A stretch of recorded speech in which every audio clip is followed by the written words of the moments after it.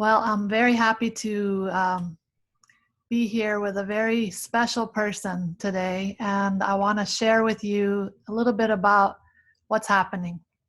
When I first started teaching this class it was on Earth Day, April 22nd of this year, I was speaking with my lovely nephew, Roddy, and I said, one day I want to have you as a guest in this class to talk about the power of manifesting and what it has done in your life and your method of manifesting. So I want to share with you that this today is Roddy's 35th birthday. That makes an 8. 8 is my absolute favorite number. It's about abundance and manifestations.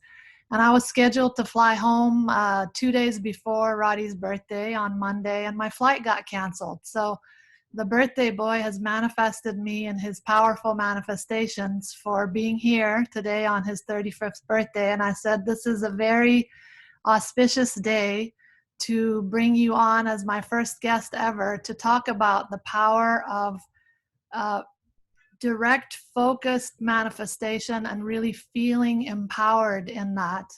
We've been working a lot with heart opening and inner child work and all of these things to get ourselves to the space of being more connected, more empowered. And the whole point of this is to really take off. All of us reset ourselves and take off into our highest potential. And we need to be very clear about how we're manifesting, what we're manifesting, and staying on track. So I'm here because the powerful manifesting birthday boy kept me right here. And I said, all right, then come on in and share with everybody your awesomeness on your birthday. So without further ado, I'll step aside, bring in this birthday boy right here. Hello, everybody. Thank you so much for allowing me into this sacred space. It's an honor to be here and share my birthday with so many beautiful people. So thank you for that. And I don't want to take up too much time, and so I apologize if I move quickly. But basically, the thing I'm going to talk today about is my journal practice for manifestation. And it's something that came to me through a few different theories and concepts and books, but it's proven to be very helpful for me in staying focused and moving towards my North Star. And before we even start, I just want to mention one thing, like a quote that this is really all centered around. And it's from a man named Neville Goddard. And his book is called The Power of Awareness. And he's considered one of the first American mystics. And he's passed away now, but he has incredible work. And that's one of my favorite books and most powerful and transformative books. And he says, assume the feeling of the wish fulfilled and continue therein. Deny all of the senses and anything that tells you otherwise. And the universe has no choice but to harden your assumption into fact.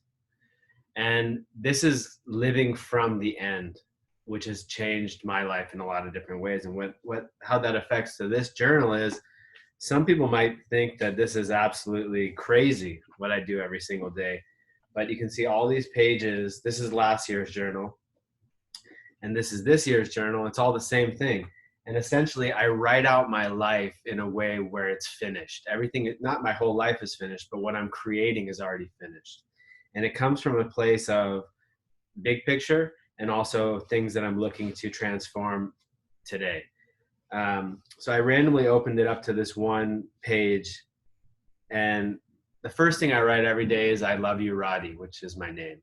And somebody once told me, if I asked you to write down a list of all of the things that you love, how long would it take to write yourself?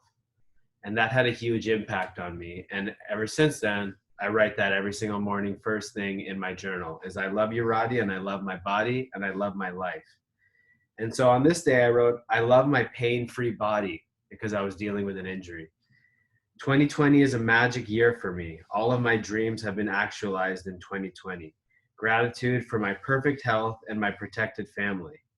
So some of the stuff goes into a little more into detail, and it's like almost embarrassing to share with everybody, but almost everything that I put into this journal has come true and is coming true.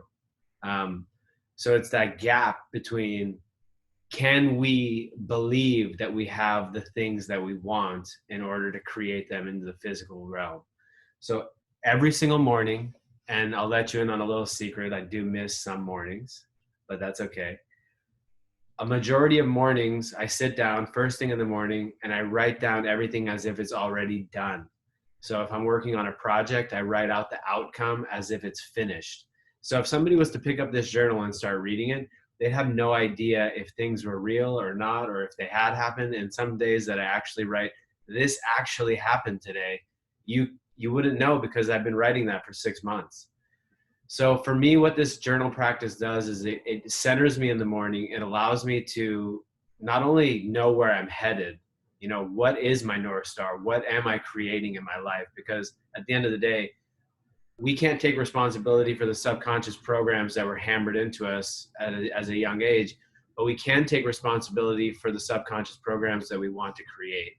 And for me, with theta and with, you know, accessing my, you know, creative powers within me, tapping into source, you know, those two forces, that along with the journaling, has yielded some incredible results for me.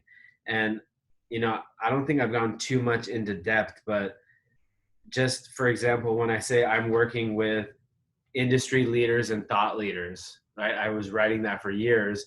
And then one of the top people that we started working with was one of my heroes, a man named Bruce Lipton, and he's become like a really close friend, and we've done a bunch of projects with him.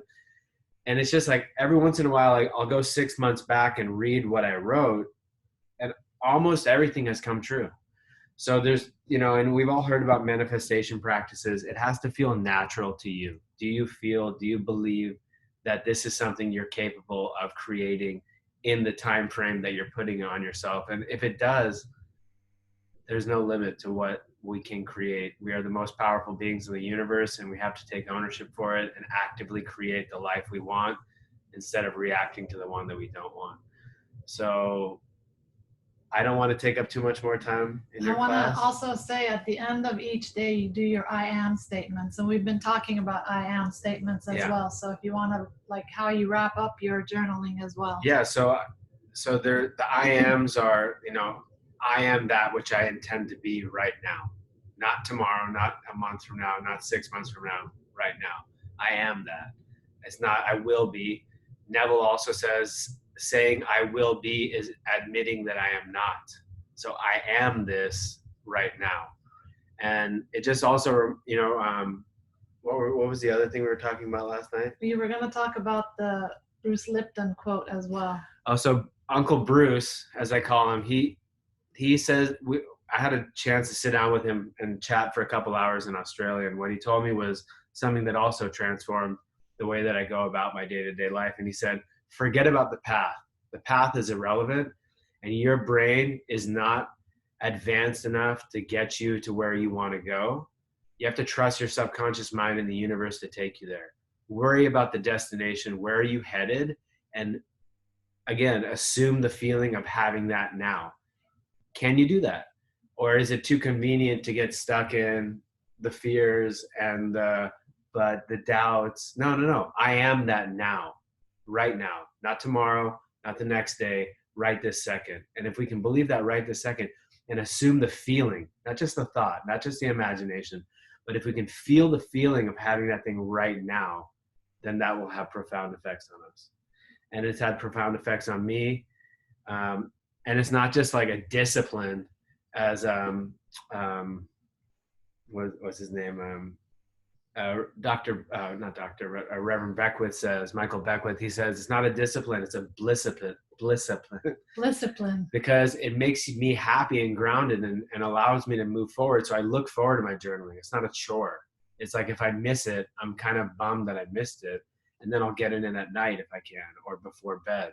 So I think the most powerful times to do it is either first thing in the morning to prime your day, or right before bed, so that your subconscious mind is working as you're sleeping on casting lines to your dreams and pulling you in your waking hours. So the last thing that I'll share is Henry David Thoreau's quote that says, advance confidently in the direction of your dreams, and they must be realized. And thank you very much for the time. Thank you for sharing this space with me. And I'll hand it back over to you. This is one of my favorite people on the planet. So I'm so grateful. Thank you for being my first guest and Ready, Set, Reset. So happy to have you here. And I want to ask if anybody has questions for you on this outcome journal writing. So if you have questions, let me know. Let me put it on gallery view so we can see who's talking. If anyone. I was just interested in the quotes and the authors, if maybe we could post those, maybe whatever, if you could just text them. Absolutely. I'll put them on the portal for sure. For sure. Thank you. Yeah.